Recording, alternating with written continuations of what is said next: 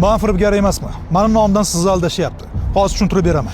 Bu sxema shunday ishlaydi. Avval telefon ekraningizda target reklama chiqadi. Bu yerda meni original videolarimdagi matnni, ovozimni o'zgartirib, 500 ming so'm yuborsangiz pullaringizni trading orqali ko'paytirib beraman deb meni nomimdan sizga va'da qilishadi. Siz bu yolg'onlarga ishonasiz va sizni Telegram kanaliga o'tkazishadi. Bu yerda siz bilan yozishib, yanada ishontirishadi. Shubhalansangiz, sun'iy intellektda tayyorlangan go'yoki pasportim videosi, ovozli xabar, dumaloq video jo'natishadi. Mana bu kabi. Umid qilamanki, sizning ishlaringiz yaxshi. Agar kimnidir aldamoqchi bo'lganimda, hatto pul yuborib yutgan odamlarning videosini ham. Xayrli kun Aziz. 19 million so'mdan ortiq foyda oldim. 23 million so'm atrofida ishlab, ota-onamga yordam berdim. Siz yana ishonasiz va sizga to'lov uchun karta raqam yuborishadi yoki boshqa saytga olib o'tishadi. Sayt ko'rinishidan juda ishonchli. Sertifikatlar, ma'lumotlar, qanaqadir muhr qo'yilgan hujjatlar bilan to'la bo'ladi. Siz to'lov qilmoqchi bo'lasiz.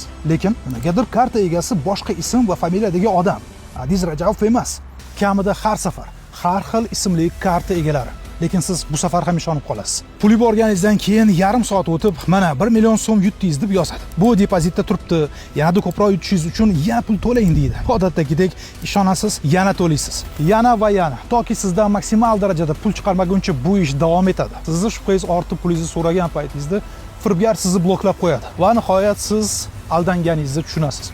Bo'lib ham Adiz Rajabov aldadi deb o'ylaysiz va men nomimga 7 qavat qilib qarg'ish va so'qishlarni yuborasiz. Endi keling, birgalikda o'ylab ko'ramiz. Agar bu rostdan ham men bo'lsa, nega pul boshqa odam nomiga ketadi? Har safar karta egasi boshqa. Nega yutdingiz deb yana pul so'raydi? Bunaqa holatda 500 mingdan 14 million qilish, bu o'zi real holatmi? Bir o'ylab ko'ring va meni o'zi qachon trading bilan shug'ullanganimni ko'rgansiz yoki eshitgansiz? Agar shu gaplar rost bo'lsa, nega bu ma'lumotlar meni original sahifamda yo'q? Chunki bu hammasi men nomimni ishlatib qilinayotgan qip-qizil firibgarlik. Men trader emasman, men aktyorman. Mana 25 yildirki aktyorman.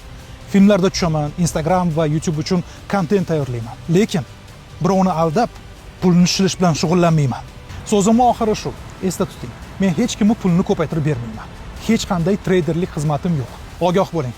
Hozirgi paytda sun'iy intellekt orqali xohlagan odamni yuzini, gapini, ovozini o'zgartirsa bo'layapti. Buni allaqachon tushunishimiz kerak. Yengil pul topish yo'llari aslida yo'q narsa. Sizga shunaqa reklama chiqsa yoki men nomimdan yozishsa, spam bosing, bloklang. Qadrli obunachim, bu videoni o'z sahifangizda bo'lishib, boshqalarga ham yuborib qo'ying. Chunki ko'plab insonlarni, bu firibgarlarni tuzog'idan asrab qolishimiz kerak. Rahmat.